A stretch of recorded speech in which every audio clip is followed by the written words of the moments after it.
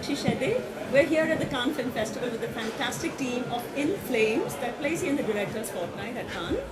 This is Zarar Khan, the director of the film. This is Anam Abbas, producer. That's Ramisha Nawal, who's the main protagonist. Welcome to Cannes and to this meeting. Thank you so much for giving me your time. Thank you. This is a fantastic thing where with your very first feature, you're at Cannes. I mean, my God, I would go crazy. What does it feel like? Him? You, Me? you, because you've made. Yeah, I know, he's looking at me. I mean, I'm still processing it. I remember when Julian, we did a Zoom with Julian, and he called to tell us, and we had a feeling, because usually when it's a rejection, they send you an email. And after he told us, I couldn't believe it until yesterday when we had our premiere, and it's such an honor to be here at Fortnight with In Flames. They've championed so many of the artists that I admire, and the reason I wanted to get into cinema, so to be a part of that legacy, and also to be the first Pakistani film to return to Fortnight after 40 years, it's such a rare honor and privilege. Fantastic. So this is like ages after Jameel Delvi's Blood of Hussain, that also played in Director's Portrait, and of course, although there is a long history, although in terms of volume it's quite short, there was of course Khamosh Pani by Sabir Hasman that was at Locarno, and it's quite rare. And then of course there was Sain Sadiq's Darling at Venice, and here we had Joyland, which was the big turner recently, and in the mainstream there was The Legend of Maula Jat, and now In Flames is in Director's Portrait. This is incredible for an industry and country that has so many challenges for filmmakers. Anam Abbas, producer, tell us what the journey was of the film from the start, from the script stage to raising funds to seeing it on the screen. Sure, we've been working on this for a second, and there's been a lot of support along the way. Zarar was at Busan, at the Asian Film Academy with the project. We took it to Berlin at the Berlinale Talents Project Market in 2020, then COVID hit, and we were doing a lot more writing and development during COVID. We were also supported by the Locarno Screenwriting Lab. So we've had a lot of people believing in this project. And then, we shot it last year, almost 1 year exactly to this date. And it's been amazing. It's really like, it's a journey that starts way before this project, with me and Zarar working in Pakistan with independent filmmakers, with crews who believe in independent cinema, because that's really important.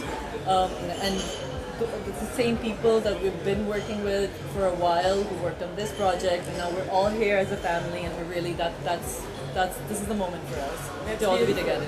That's so beautiful. So both of them are Pakistani Canadians who've gone back and forth, and they've chosen to move. Mostly they work in Pakistan, dealing with issues, local issues, shot with local star or talent and in the country. And Zarar has a whole body of work before this big first feature. He's had a number of shots which include Diya, which is kind of connected to this very much. There's also Stray Dogs at Night. There's 1978, which was a deadly film, and very daring politically. That was at Locarno. And there was one more. Pi, which I just did. That was right. at TIFF. So he's dealt with a range of issues, including autism, Islamic censorship, military dictatorship, all kinds of things, but always in an artistic sense. And Anam has had Disdain Dawn, which she directed, and she has too many talents. She's a producer, she's a director, she's a cinematographer, and so there was Disdain Dawn, which she worked on, and also Showgirls of Pakistan, which is on Vice. So that's along with the whole body work. So they of course have City Lights Media, which is their company, which is producing this film and directing. And Ramisha Nawal, this is your very first film, and with your first film as an actress, you're at Cannes. What does that feel like? It feels unreal. It's still not. Still not feeling anything. It's still not hitting me. I think maybe I'll have a moment like with myself and just like sit and just see what just happened. Like my life has changed. Like so many people, whoever worked on this project, everyone, like it's like it has changed our lives. This is like a life-changing experience. So yeah, it's just like I need time to process this. Yes, that's beautiful. But really, big congratulations. It's a performance you hold so much on your shoulders for someone so young. It's really fantastic.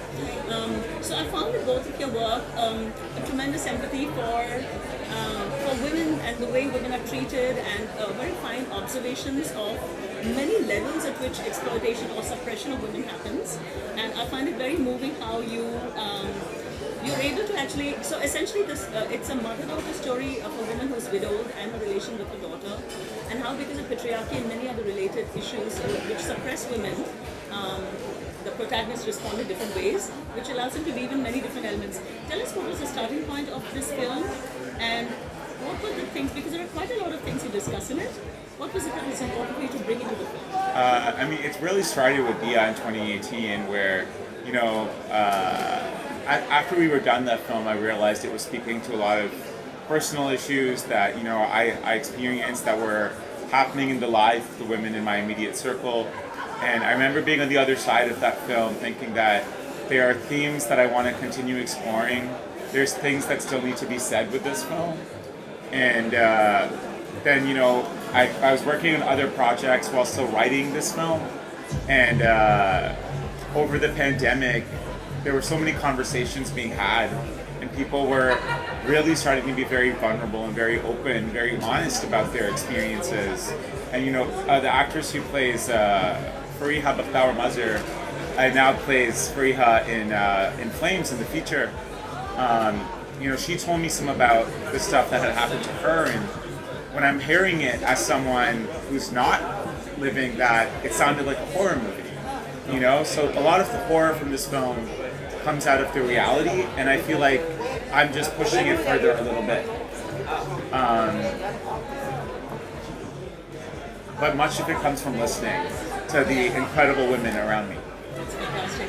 So I'm getting the feeling listening to you, and I'm kind of aware of it as a woman anyway, that other than your research for this film, you get the impression that a lot of men are completely clueless about the actual lives women lead. Not that they're idiots or anything, it's just that they're not aware, right? From your research or from listening or from things that you wanted to bring in, and bring in also the experiences of your actors, details that came in, which you may or may not have been otherwise. Like I know people in my life, lovely people, sensitive, sweethearts, but they have no clue what women's realities mean. Do you get that feeling that it's... I think what it is when people experience trauma, they don't necessarily want to share it. You know, when you're experiencing trauma, you often try and bury it, especially in South Asian culture. You don't want to discuss it. So it's an unsaid truth that women know about each other, but they don't want to share that trauma because it also makes it more real. And it's only when your relationship has reached a point that you can be open, you can be vulnerable. And I think the pandemic was that, you know, where it felt like the world is ending, so let's be honest about what this is like. And it's scary to talk about things like that, but it's important to have those conversations. I think also it's very easy for women when they do share their experiences or their trauma for them to be quickly perceived as victims. And I think that's also something that we share as creators, is that that's not the characters, protagonists, that's not the stories we are telling. And that's, I think, what women also do not want to be perceived as. And I think that's also a reason why perhaps these conversations are not had. So I think the one of the many very interesting things about the film, as I mentioned, it's a mother-daughter story, but it's to do with women's rights, to their access to property and inheritance. It's whether what kind of relationship are young people allowed to have without being censored for 100 things, including what you're wearing, etc., etc. But I found it really interesting that you introduce elements of horror and kind of thriller, and it becomes like observing the daily horror soap opera of women's lives in a way, without trivializing it, of course. But you mentioned something at the Q&A yesterday that some of it happened at the edit stage, which I found really interesting. Did that happen organically, or did it often also happen with conversation with you, or did producers or something say you want to try that, or was it just from the material? So with the edit stage, that's actually happened with the short film Dia. That was originally supposed to be a drama, and then through the edit, we discovered that there's genre elements of the film. And then when I was approaching In Flames, I knew that genre fit the themes, and I could borrow elements of genre. And there, I did have an amazing editor, Craig, who co-edited the film, but we did know going in with the feature that we were going to lean on genre to bring to light the way that the society functions. Very fascinating. And my God, for God's sake, this co-production is all kinds of talents. A Kazakh DOP, Aygul Nurbulatova, and a very interesting Canadian composer who is of Sri Lankan Tamil origin. Can you tell us a little about them, their names, and how on earth did you land these wonderful talents, and what did it bring to your film? I'm not formally trained. I learned about cinema through attending labs, through attending fellowships, and these are the people I met along the way. I did the Asian Film Academy in Busan under the mentorship of Molly Sura, who's an incredible Indonesian filmmaker. You know, she's Indonesia's Quentin Tarantino, and I remember pitching this project to her. And she telling me, you know, you have to do this film, you have to make this film. She just messaged me on Instagram, being like, congratulations.